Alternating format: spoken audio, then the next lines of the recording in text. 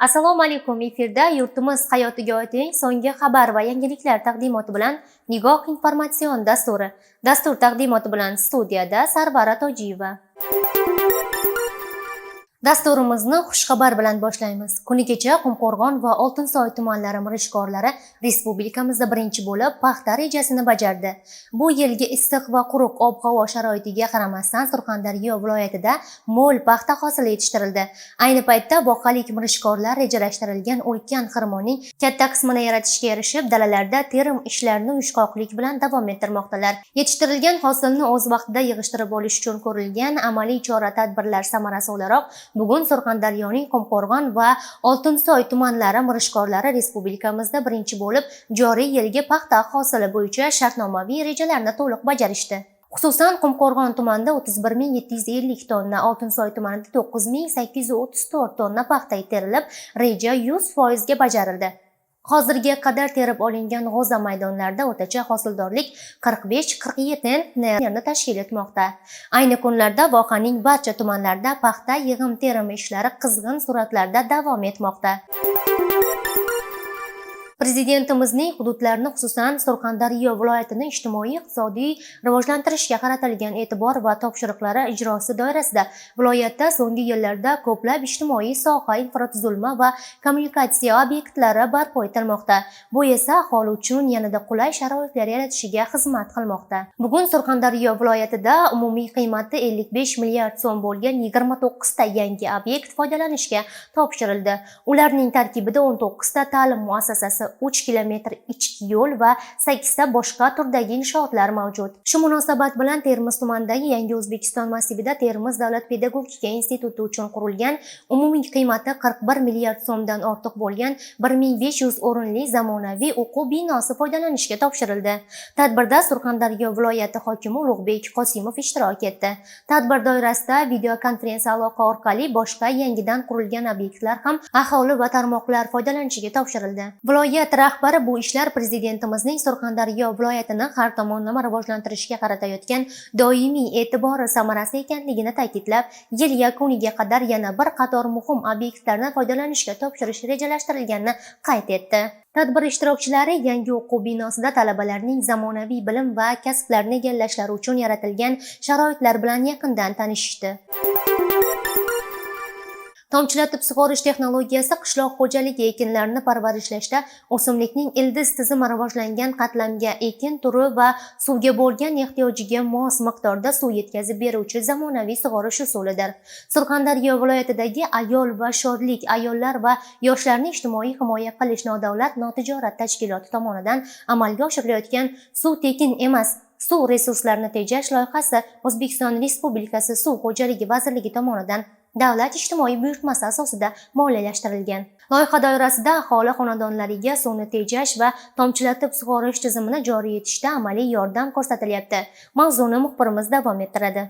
Bugungi kunda dunyo jamoatchiligi suv tanqisligining oldini olish choralarini izlayotgan bir paytda mamlakatimizda suv resurslarining katta qismi qishloq xo'jaligi mahsulotlarini yetishtirishga sarflanishi inobatga olinsa, bu ne'matdan oqilona foydalanish masalasi dolzarb ahamiyat kasb etadi. Tomchilatib sug'orish usuli orqali ekinlar suv va ozuqa elementlari bilan doimiy ravishda ta'minlanadi. Mineral o'g'itlar bilan boyitilgan suv ildiz qatlamiga aniq miqdorda yetkazilishi tufayli tuproqda optimal namlik saqlanib, ekinlarning hosildorligi oshadi. Ayol va shodlik nodavlat notijorat tashkiloti tomonidan aholi tomorqalarida tomchilatib sug'orish, yomg'ir suvlarini yig'ish, saqlash va ekinlarni sug'orishda sarflash mavzusida targ'ibot ishlari yo'lga qo'yilgan. Loyiha doirasida Qiziriq va Angor tumanlaridagi 16 ta xonadon tomorqalarida tomchilatib sug'orish tizimi joriy etilmoqda. Hozircha Angor tumanining 3 ta xonadonlariga ushbu texnologiyalar loyiha mablag'lari hisobiga o'rnatib berilgan bo'lib, yaqin kunlarda yana 13 ta xonadonda bosqichma-bosqich o'rnatilishi rejalashtirilgan. Mana shu loyiha doirasida biz 8 ta mahallada ishlarni amalga oshiramiz. Asosan aholi tomorqalaridan o'sha tomchilatib sug'orish, yomg'ir suvlaridan foydalanish, bu mavzuda targ'ibot, tashviqot ishlarini amalga oshiramiz. Shuningdek, loyiha doirasida biz 16 ta xonadonda tomchilab sug'orish uskunalarini o'rnatish rejalashtirilgan. Hozirgi kunda biz mana shu 3 ta xonadonda tomchilatib sug'orish uskunalarini tomorqa yer egalariga o'rnatib berildi. Albatta buni afzalliklari juda yaxshi.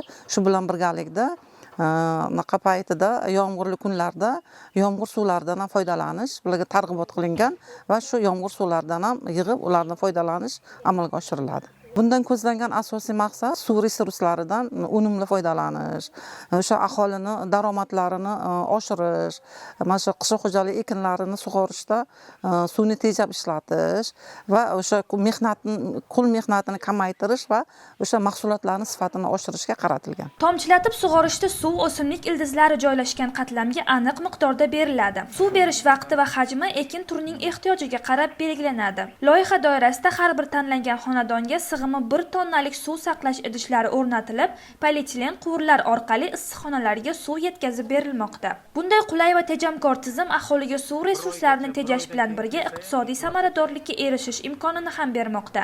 Buni afzallik tomonlari suvni tejash. Ikkinchisi tuproqning ustki qatlamini qotmasligi. Uchinchisi sug'orishda kimyoviy dorilarni berish. Afzallik tomonlari. Suvni tejash 70% ga qisqaradi. 1 tonnalik mana shu bo'shga qo'yilgan 1 tonna suv bir sug'orishda yetadi. Xulosa o'rnida aytish mumkinki, tomchilatib sug'orish texnologiyasining aholi tomorqalarida joriy etilishi suv resurslarini tejash, yer unumdorligini oshirish va aholining iqtisodiy farovonligini ta'minlashda muhim ahamiyat kasb etmoqda. Ayol va shodlik nodavlat notijorat tashkiloti amalga oshirayotgan suv tekin emas, suv resurslarini tejash loyihasi esa suvdan oqilona foydalanish madaniyatini shakllantirishga xizmat qilmoqda. Kuni kecha Surxondaryo viloyatidagi maxsus poligonda O'zbekiston Respublikasi Davlat bojxona qo'mitasi tomonidan to'xtatib qolingan aksiz markasiz tamaki mahsulotlari majburiy ijro byurosi tomonidan yo'q qilindi. Hozir shu haqda.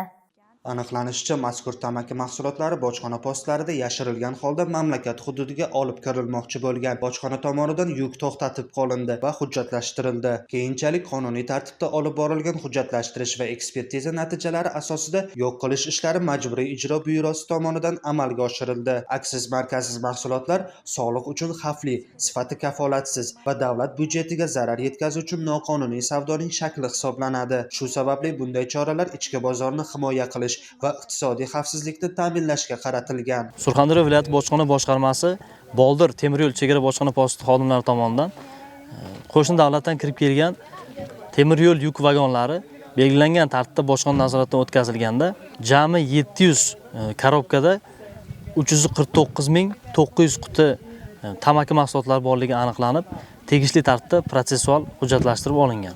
Mazkur tamaki mahsulotlari umumiy qiymati bugungi kunda 4 milliard 700 milliondan oshiqroq summani tashkil etadi. Sud qaroriga asosan, ya'ni aksiz markasi mavjud bo'lmagan hamda belgilangan ogohlantiruvchi belgilar mavjud bo'lmaganligi sababli egasi deb topilgan va tegishli hamkorlikdagi organ xodimlari bilan birgalikda yo'q qilinmoqda. Surxondaryo viloyatida aksiz markasiz tamaki mahsulotlarining yo'q qilinishi noqonuniy savdo va iqtisodiy xavfsizlikka qarshi kurashish yo'lida amalga oshirilayotgan izchil choralardan biri hisoblanadi. Mutasaddi idoralar hamkorligida bojxona postlarida aniqlangan va hujjatlashtirilgan mahsulotlarning bozorga chiqishiga yo'l qo'yilmadi. Bunday tadbirlar aholi salomatligini muhofaza qilish, ichki bozorni himoya qilish hamda davlat byudjetiga tushumlarni ta'minlashga xizmat qiladi. Shu bilan birga noqonuniy mahsulot aylanmasiga qarshi kurash tizimli ravishda davom ettirilishi belgilab berildi. Dasturimiz so'ngida sizlarni ob-havo ma'lumotlari bilan tanishtirib o'tamiz. O'zbekistonda ish haftasi davomida quyoshli va juda iliq ob-havo kuzatiladi. Yog'ingarchilik kutilmaydi. Harorat kechalari 8-13, kunduzi 23-32 darajagacha ko'tariladi. Ish haftasi davomida O'zbekiston hududi bo'yicha quyoshli va juda iliq ob-havo kuzatiladi. Yog'ingarchilik kutilmaydi deya xabar bermoqda O'zgidromet. Harorat foni iqlim me'yoridan biroz yuqori bo'ladi. Harorat kechalari 8-13 darajani tashkil etadi. Kunduz kunlari hafta boshida 20-25 daraja bo'ladi. Hafta oxiriga kelib 23-28 darajagacha, janubda va cho'l hududlarida 30-32 darajagacha ko'tariladi. 10-oktyabr juma kuni respublika shimolida ba'zi joylarda shamol tezligi 13-18 metr soniyagacha kuchayishi, ayrim joylarda chang to'zonlar bilan kuzatilishi mumkin. Sizlarga yetkazmoqchi bo'lgan xabar va yangiliklarimiz shulardan iborat edi. Xayr, salomat bo'ling.